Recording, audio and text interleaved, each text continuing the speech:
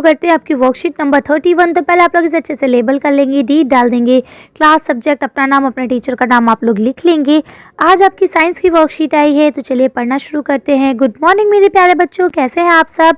उम्मीद करती हूँ आप सब अच्छे होंगे। तो देखिए आज हम लोग पढ़ेंगे प्रकाश के बारे में, जैसा कि हम पिछली कुछ वर्कशीट से पढ़ते आ रहे हैं। तो आज हम इसमें जानेंगे सूर्य का प्रकाश यानी सूरज की रोशनी कैसी होती है, श्वेत अथवा रंगीन, यानी वो सफ़ेद है या फिर रंगीन है। तो चलिए देखते हैं क्या है। क्या आपने आकाश में कभी इंद्रधनुष देखा है? याद करिए ऐसा कब देखा। तो देखिए मैंने देखा था, ये अक्सर आपको तब दिखता है जब बारिश के मौसम के बाद फौरन से धूप निकल आए, तो उसके बाद ये आपको देखने को मिलता है।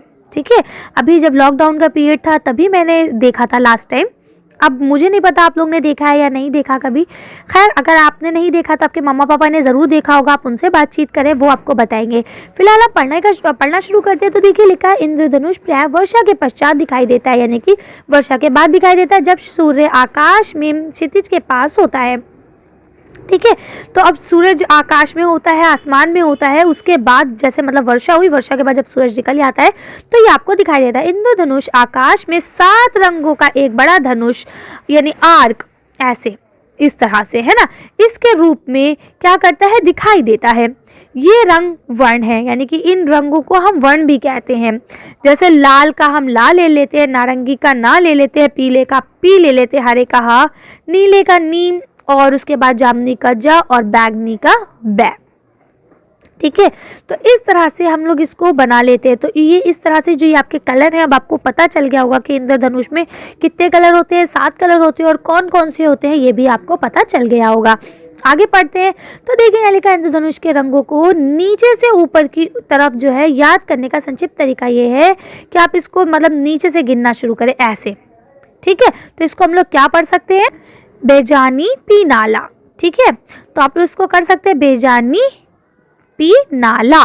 ठीक है, तो इस तरह से आपका ये इंद्रधनुष बन जाएगा, आपको रंग भी याद हो जाएंगे। तो देखिए स्मरण योग्य यानी कि याद रखने वाली बातें, आप इंद्रधनुष तभी देख सकते हैं जब आपकी पीठ सूर्य के ओर हो, यानी कि ये चीज़ आप हमेशा याद रखिएगा। अगर आप सूरज की तरफ मुंह करके खड़े होंगे तो आपको इंद्रधनुष नहीं दिखेगा, ये हमेशा अपोजिट डायरेक्शन में बनता है।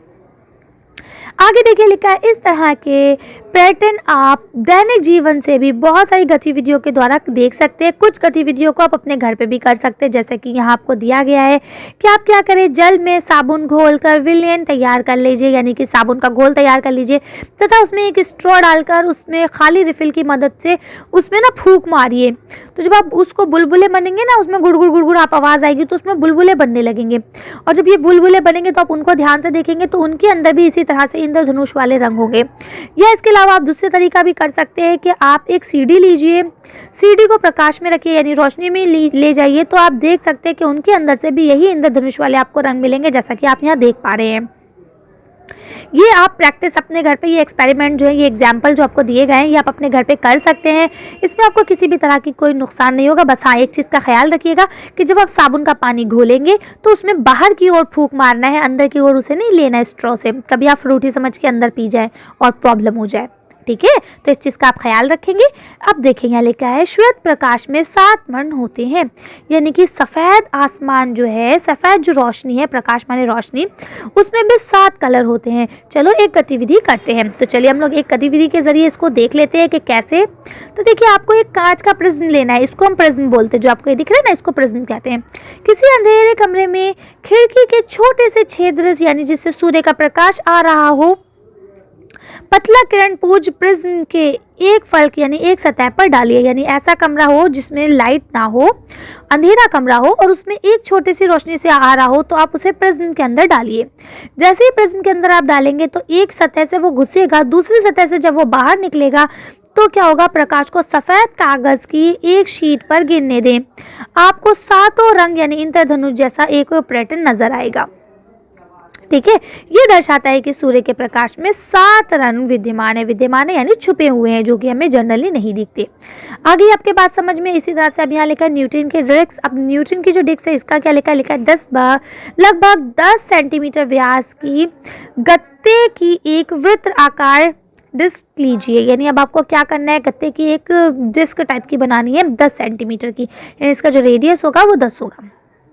उसके बाद आपको क्या करना है कि इस डिस्क को 7 खंडों में बांट लीजिए, यानी इसको 7 इक्वल हिस्सों में बांट लीजिए। ठीक है, उसके बाद करना है, चित्र में दर्शाए गए अनुसार इन खंडों को इंद्रधनुष यानी 7 रंगों से भर लीजिए। ठीक है, जैसा कि आपको चित्र 2 में दिखाया गया है। ठीक है, जैसे ही आप इसमें भर लेंगे, डिस्क के केंद्र पर एक छोटा सा छेद बनाइए। इसके ऊपर आपको एक छोटा सा सेंटर पे छेद बनाना है। ठीक है, और उसमें क्या करना है, एक बॉल पेन की रिफिल की नोक पर ढीले से लगाइए। ठीक है, यानी उसको ढीला सा नोक पे लगा लीजिए। जब डिस्क को तेज़ी से आप घुमाएंगे तो क्या होगा, वो रंग आपस में मिल जाएंगे, जिससे आपको ऐसा लगेगा जैसे कि इंद्रधनुष है, वो उसमें सारे रंग आपको नजर आएंगे। यही आपका न्यूटन के डिस्क कहलाता है। ठीक है, तो इस तरह से आपको समझ में आया ये चीज़।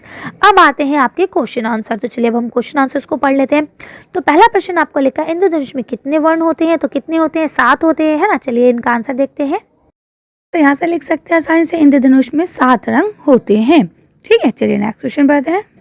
अब देखिए आपका नेक्स्ट क्वेश्चन यहाँ लिखा है, इंद्रधनुष के रंगों का नाम क्रम से लिखिए। अब इंद्रधनुष के रंग जो हैं उसमें 7 रंग है, उनका क्या क्या नाम है? तो चलिए इसका आंसर देख लेते हैं। तो देखिए आप ऐसा लिख सकते हैं आसानी से, लाल, नारंगी, पीला, हरा, नीला, जामुनी और बैंगनी।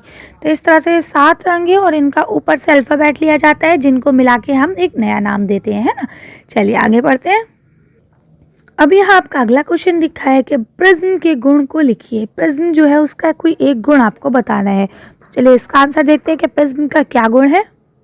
तो आप इसका आंसर यहाँ से लिखेंगे कि जब हम सूर्य के श्वेत यानी सफ़ेद प्रकाश को प्रिज्म के एक पलक यानी एक तरफ से अंदर जाने देते हैं, तो वह दूसरी तरफ से अपने आप 7 रंग का होकर बाहर निकलता है। तो ये उसका गुण है। ठीक, यानी वो श्वेत रोशनी को भी उसमें 7 रंगों में बदल देता है। चलिए आगे पढ़ते हैं। अब यहाँ आपका लास्ट क्वेश्चन लिखा है कि इंद्रधनुष दिखाई देने का एक शर्त बताइए कोई भी। तो चलिए इसका आंसर देखते हैं। देखिए इसकी शर्तें तो बहुत सारी हैं, जैसे कि बारिश के बाद दिखता है ना, जब सूरज मतलब क्षितिज पे हो तभी दिखता है। लेकिन इसकी जो सबसे अहम शर्त है वो ये है कि जब आप अपनी पीठ सूर्य की तरफ करेंगे तभी वो आपको दिखेगा, अदरवाइज वो आपको नहीं दिख सकता। ठीक है, तो इसकी ये सबसे अहम शर्त है, इसलिए हमने इसे लिख लिया। चलिए तो आज की वर्कशीट को हम यही खत्म करते हैं। आज की वीडियो में बस इतना ही। अगर आपको हमारी वीडियो पसंद आई हो तो प्लीज़ इसे लाइक और शेयर करें। अगर अभी तक आपने हमारे चैनल को सब्सक्राइब नहीं किया तो प्लीज़ हमारे चैनल को सब्सक्राइब करें। Thank you for watching.